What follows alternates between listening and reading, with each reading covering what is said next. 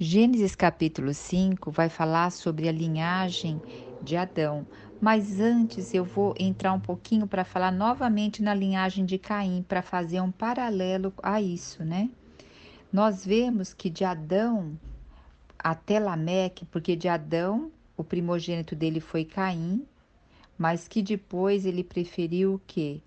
Ser seduzido pelo inimigo, e aí ele acabou sendo, entre aspas, tá? Adotado pelo maligno. Então, ele saiu dessa geração da bênção de Adão. Então, Adão gerou a Caim, né? Que foi, Adão foi a primeira geração, Caim a segunda geração, e aí foi até a sétima geração, que foi Lameque. E aí para de se falar da genealogia de Caim. E Lameque, a tradução do nome dele significa cair da posição, oprimido, pobre, abaixo, sem esperança. E Lameque, ele foi a sétima geração. E dele começou aqui já outro problema também, a poligamia. Ele teve duas esposas, Ada e Zilá. Ada gerou a Jabal, lembra? Que ele foi para criar rebanhos, e Jubal foi para criar instrumentos musicais. E Zilá gerou a Tubal-Caim, que foi para instrumentos cortantes. Então mostra aqui que as civilizações elas foram buscar recursos por elas mesmas, independente de Deus, porque elas não tinham mais Deus como o cabeça da situação da vida. Então eles se afastaram de Deus, e aqui termina com Lameque. E é interessante que ainda no capítulo 4, versículo 3, sobre Lameque, fala que Lameque fala assim: matei um homem por causa de ferimentos que me causara, e uma criança porque me ofendeu. Ora, se Caim é vingado 7 vezes, Lameque pode ser 70 vezes 7. Então veja só, por isso que aqui o nome dele é cair da posição. Ele caiu ainda da posição de que Caim tinha matado. Então ele matou um homem, matou uma criança, ele caiu da posição, ele ficou mais baixo ainda do que Caim. Então aqui a gente vai ver já uma ligação depois com o dilúvio, tá bom? Então agora nós vamos falar sobre a descendência, a linhagem de Adão. A linhagem de Adão, ela teria que começar por Caim, que era o primogênito, mas Caim caiu da posição dele de filho e preferiu ser filho do inimigo. Então, quem entraria nessa posição? Abel, mas não existe mais Abel. Então, em lugar de, Deus deu Sete, que o nome significa em lugar de, substituto. Então, Adão foi a primeira geração. Eu quero fazer aqui um recorte que Adão, em algumas passagens aqui, a maioria das vezes significa humanidade. Quando a gente vai para o hebraico, para a palavra original hebraico, significa humanidade, e outras vezes significa homem mesmo, do gênero masculino. E aqui começa o versículo: este é o registro da descendência de Adão. Quando criou os seres humanos, o Senhor os fez parecido com ele. Olha, o Senhor aqui está falando de imagem e semelhança. Já é diferente da forma que falou da descendência de Caim. Homem e mulher os criou e os abençoou e lhes deu o nome. No hebraico está dizendo aqui, de humanos. Na Bíblia, João Ferreira de Almeida fala Adão. Se a gente for ver no hebraico, aqui fala nome, deu o nome de humanos. Quando Adão completou 130 anos, gerou filhos à sua semelhança, com sua imagem, e lhe deu o nome de Sete. Então ele não nem falou nem de Caim e nem de Abel. Ele já começou a falar direto aqui de Sete, que Sete entrou em lugar de Abel. E quando Sete teve 105 anos, ele gerou a Enos. Isso é extremamente significativo, porque Enos é um nome que significa homem mortal, frágil, fraco. E aí, quando o homem percebeu essa fragilidade dele, lá nós temos em Gênesis 4:26, diz o quê? Daí se começou a invocar o nome do Senhor. Então o homem percebeu que precisava de Deus para viver.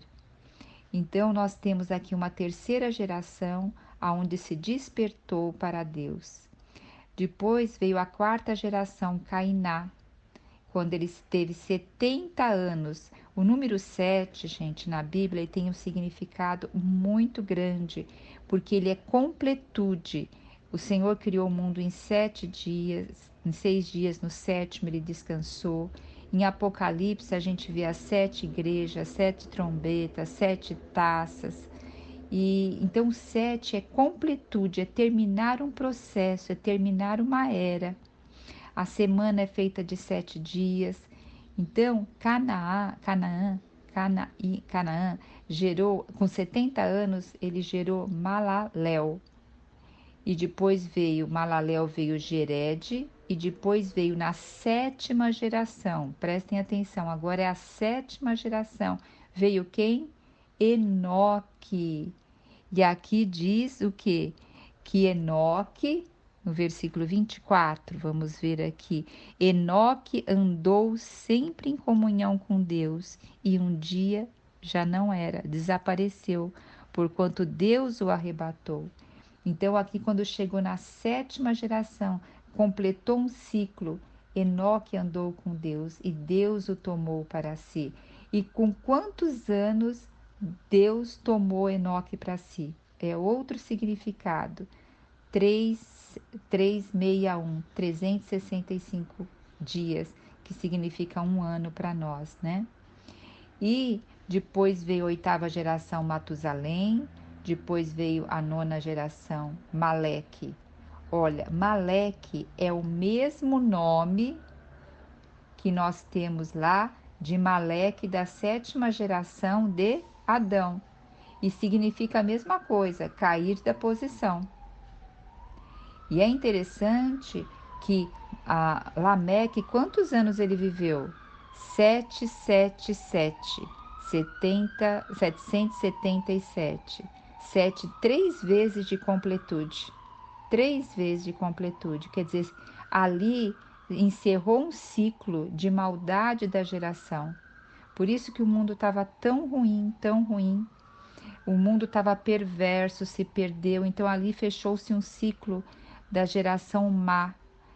Apesar de vir da descendência de Adão, de Sete, eles também, alguns só viveram na presença de Deus, como Enoque.